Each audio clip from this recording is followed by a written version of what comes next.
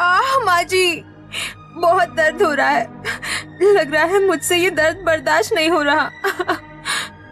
बस बहू, थोड़ा और दर्द सहन कर ले, बच्चा बाहर आने ही वाला है। बड़ी बहू, जल्दी से मुझे गर्म पानी दे दे। और तुम सभी ऐसे भूत बन के क्या खड़ी हो?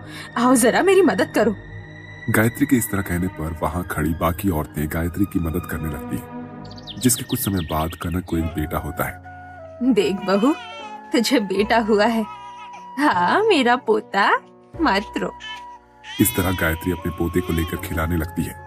वहीं उस समय कनक की कुछ सहेलियां भी मौजूद होती हैं और वो कनक से कहती हैं, अरे कनक, तेरी शादी को तो अभी 9 महीने 10 दिन हुए हैं और तुझे बच्चा भी हो गया।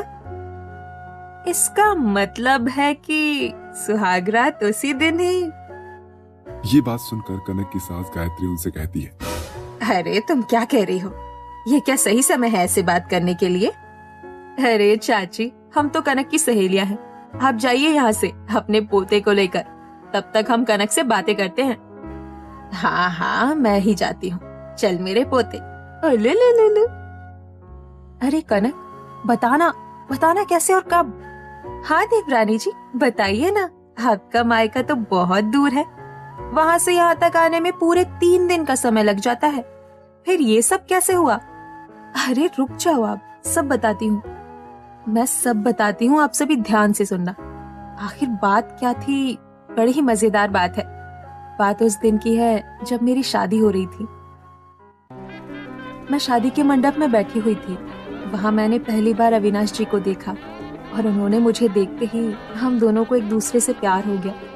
ऐसे ही हमारी शादी हो जाती है और मेरी विदाई का समय आ जाता है। मेरी नन्ही सी बेटी कब बड़ी हो गई मुझे तो पता ही नहीं चला। आज अब अपने बाबुल का घर छोड़कर अपने ससुराल जा रही है। अविनाश बेटा, मेरी बेटी का ख्याल रखना। जी पिताजी। बेटी, अपना ध्यान रखना। यहाँ से तुझे अपने ससुराल जाने में पूरे 3 दिन का समय लगेगा, क्योंकि यहाँ से शहर बहुत ही दूर है। इसलिए मैंने 3 दिनों का खाना पीना सब सामान बांध दिया है। अरे समधन जी, इसकी क्या जरूरत थी? जरूरत थी समधन जी, क्योंकि रास्ते में पता नहीं कुछ खाने को मिले या ना मिले। ठीक है, चलिए अब हमें आज्ञा दीजिए, हमें अब चलना चाहिए। अगर समय पर स्टेशन नहीं पहुंचे तो हमारी ट्रेन निकल जाएगी। ये कहकर भूपेंद्र का पूरा परिवार बैलगाड़ी पर बैठकर वहां से रवाना हो जाता है। कुछ देर बाद भूपेंद्र बैलगाड़ी वाले से कहता है, अरे भाई थोड़ा जल्दी चलो, ट्रेन छूट जाएगी नहीं तो। अरे हाँ भाई साहब, चला तो रहा हूँ, अब कितनी जल्दी चलूँ? बैल है, घोड़ा गाड़ी नहीं है जो दौड़ दौड़ कर चलेगा। इसके बाद धीरे धीरे बैलगाड़ी आगे बढ़ती है और कुछ समय के बाद वो सभी रेलवे स्टेशन पर पहुंच जाते हैं। वो अपने समय से पहले ही आ जाते हैं, क्योंकि अभी तक ट्रेन आई नहीं थी। अविनाश जी, ट्रेन कब तक आएगी? अरे आ जाएगी बाबा, आ जाएगी, थोड़ा सा इंतजार तो कर लो। वैसे हमें जाने में कितना समय लगेगा? पूरा दिन का समय लगेगा हमें घर जाने में। मतलब हम सभी 3 दिनों तक ट्रेन में ही रहेंगे। अरे अविनाश जी, ये क्या बोल रहे हैं आप? 3 दिन तक ट्रेन में ही रहेंगे? खाएंगे पिएंगे कैसे? और हमारी सुहागरात? अरे कनक, तुम चिंता क्यों कर रही हो? सब कुछ होगा, बस तुम धीरज तो रखो। इसके बाद सभी खड़े होकर ट्रेन का इंतजार कर रहे थे। तभी कुछ ही समय में ट्रेन आती है और सभी ट्रेन में चढ़ जाते हैं और ट्रेन वहां से रवाना हो जाती है। पूरा परिवार ट्रेन में आकर बैठ जाता है। कनक, उसका पति और उसके सास ससुर एक जगह पर बैठे थे, तो उनके जेठ और जेठानी दूसरी बोगी में सीट पर बैठे थे। कनक के लिए सब कुछ बहुत ही मजेदार था, क्योंकि उसकी शादी हो गई थी और शादी के बाद वो पहली बार ट्रेन में इतनी लंबी यात्रा कर रही थी। अरे कनक बेटा, आराम करना है तो थोड़ा आराम कर लो। काफी दूर तक का रास्ता है, काफी समय लगेगा। 3 दिनों तक हम इसी ट्रेन में इसी जगह पर बैठे रहेंगे। हाँ, बहू तो थक गई होगी। शादी करके तू सीधा यहाँ आ गई। तुम्हारी भी किस्मत देखो। नहीं माँ जी, बाबूजी, ऐसी कोई दिक्कत नहीं है। मुझे तो बहुत ही मजा आ रहा है। मैं इतनी दूर कभी भी ट्रेन से नहीं गई हूँ। आज पहली बार जा रही हूँ। मुझे तो इस ट्रेन में बहुत ही आनंद आ रहा है। अरे हाँ माँ पिताजी, कोई दिक्कत नहीं, आप परेशान मत होइए। ऐसे ही धीरे धीरे समय बीतता रहता है और ट्रेन अपनी रफ्तार से चल रही थी। ऐसे ही धीरे धीरे समय बीतता है और ट्रेन अपनी रफ्तार से आगे बढ़ रही थी और सभी लोग ऐसे ही बैठकर जा रहे होते हैं। अरे मैं काफी थक गया हूँ, थोड़ा सा आराम करना चाहता हूँ। पीछे की सीट खाली है तो जाकर वहीं पर लेट जाता हूँ। जिसके बाद भूपेंद्र आराम करने के लिए पीछे वाली सीट पर चला जाता है। अरे माँ, तुम भी जाओगे तो चली जाओ, आराम कर लो थोड़ा सा। हाँ बेटा, सही कह रहा है तू।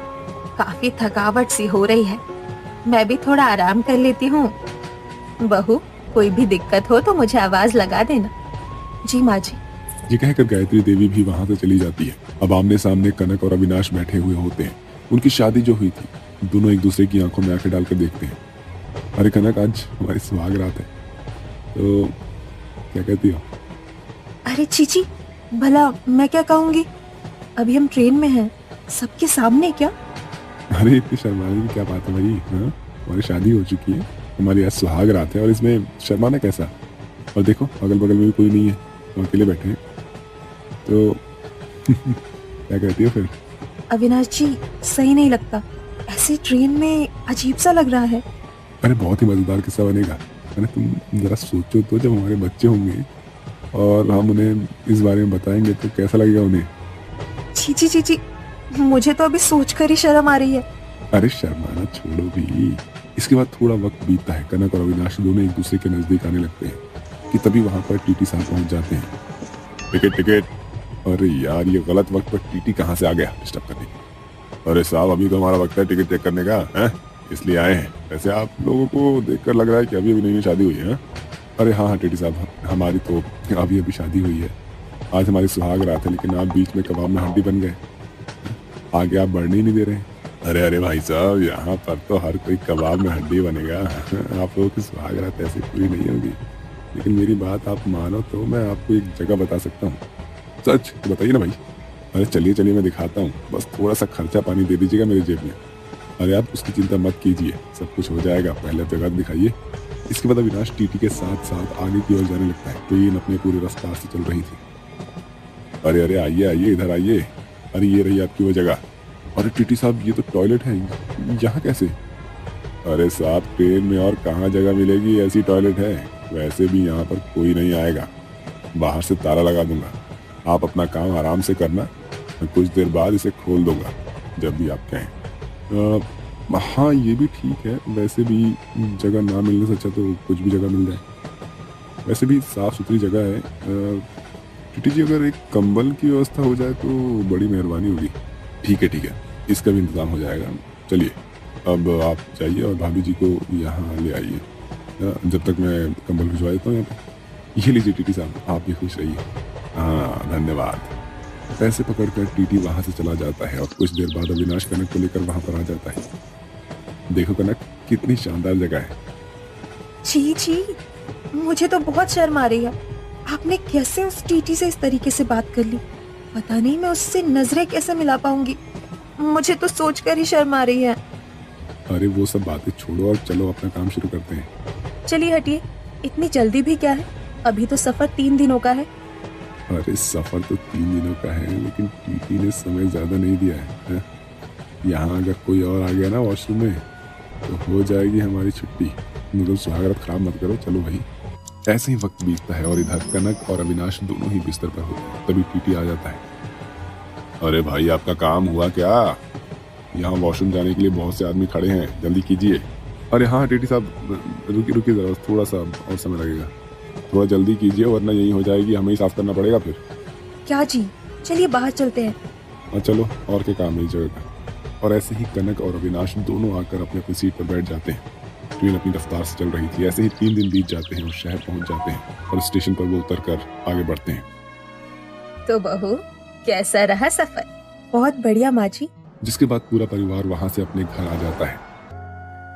अरे वाह देवरानी जी, आपकी ये बातें तो किसी फिल्मी कहानी से कम नहीं लग रही है। ट्रेन में सुहागरात। सभी बातें कर रहे थे, तभी गायत्री अपने पोते को लेकर वहां आ जाती है। अरे कनक बहू, बच्चा रो रहा है, इसे थोड़ा दूध पिला दे। और हाँ बहू, मैंने खबर भिजवा दिया है, अविनाश भी आता ही होगा। बाकी तुम सब भी बाद में आना गपशप करने के लिए। जी चाची जी। इस तरह कनक की सहेलियां वहां से चली जाती हैं